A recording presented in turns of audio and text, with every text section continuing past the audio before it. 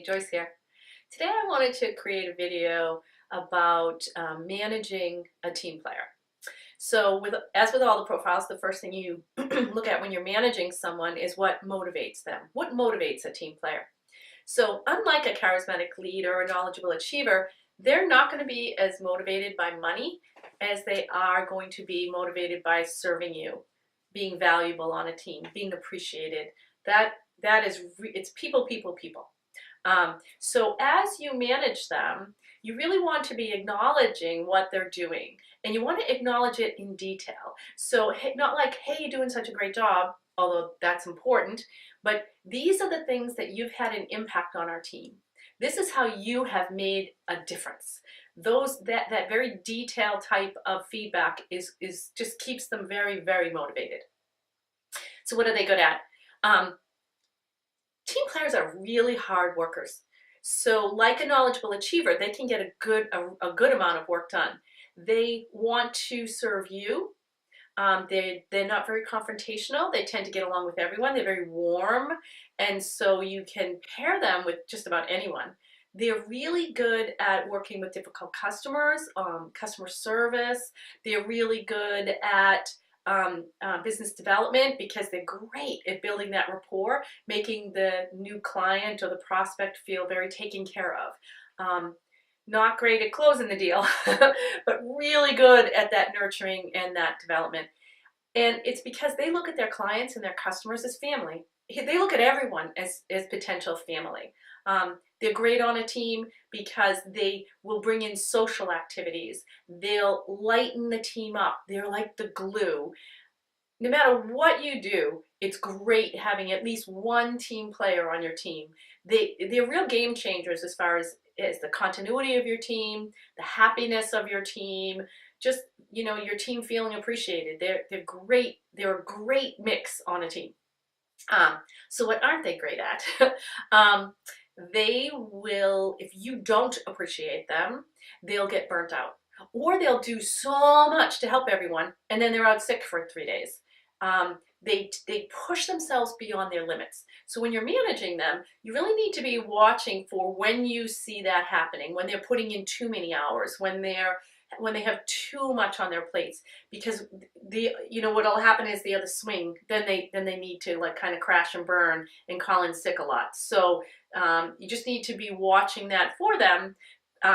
It's better to get like 90% done and not have the sick days that follow it. And it shows that you care about them, which is really important to them. No-nos.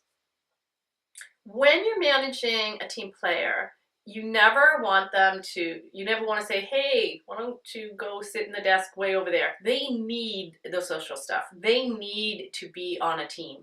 They get their energy from others, from serving others. So you never want to give them solo type jobs. The other thing is you don't want to say, hey, go over there and figure this out and come back with a bunch of ideas. You want to give them a little bit more guidance than you might give, for example, like a creative idealist or a knowledgeable achiever. They're going to come to you with ideas. Whereas a team player, you want to give them a little bit more guidance. Don't send them off on their own to be coming up with ideas. Or send them off with a team. Put them with a creative idealist and a knowledgeable achiever, so that the idea building is a social thing, is an interactive type of thing. Anything you're going to send them off to do on their own, they're not going to have the energy there that, like I said, that a creative idealist or a knowledgeable achiever might. Blends. So we talk about team player as their primary profile. But sometimes people have a secondary profile as well. And so they may be a team player, knowledgeable achiever. So they may not have as much trouble working on their own because they balance it off with the knowledgeable achiever. Or they may be a team player, creative idealist. Now, that's a weird one because creative idealists want to be off with their thoughts and team players want to be social. So that blend tends to fight with one another, with internal fight against themselves. But you want to be watching for these things because you may be managing a team player and everything's going great, and then you see these other qualities. That may be their secondary profile. And if it's a strong secondary profile, you want to be nurturing that part of them as well. What if they're in the wrong role? If a team player is in the wrong role, they just won't perform the way that they might. Being alone, they just don't have the energy. Team players can get a ton of work done, but they need the energy of a team. So having them in the wrong role does make a big difference.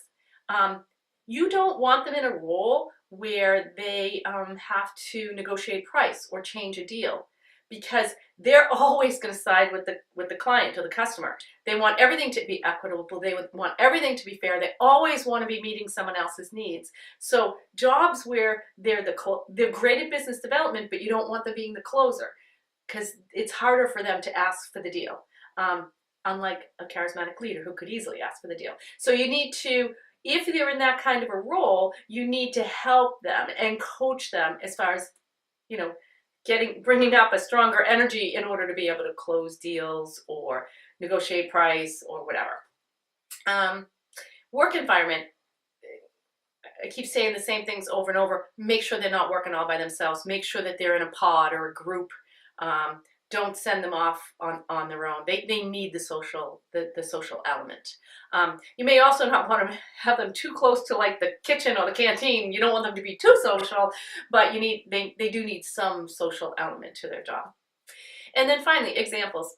If you go on to the website, I tell stories of implementing these management techniques and how different stories of, like a team player who was in the wrong role or whatever. So take a look at those, because I think that helps you to implement these on your own team. And if you have a situation that you don't feel is addressed on the website, you can just write to us, email, or what is bugging you most. Tell us the details. And what we'll try to do is either to create a video, if it's something that I have experience with. If not, I have a lot of colleagues who use these profiles in other industries, and I'd be happy to have them come in and help with the individual problems. Just, but let us know, and we'll do our best to see if we can do a video for you. Okay.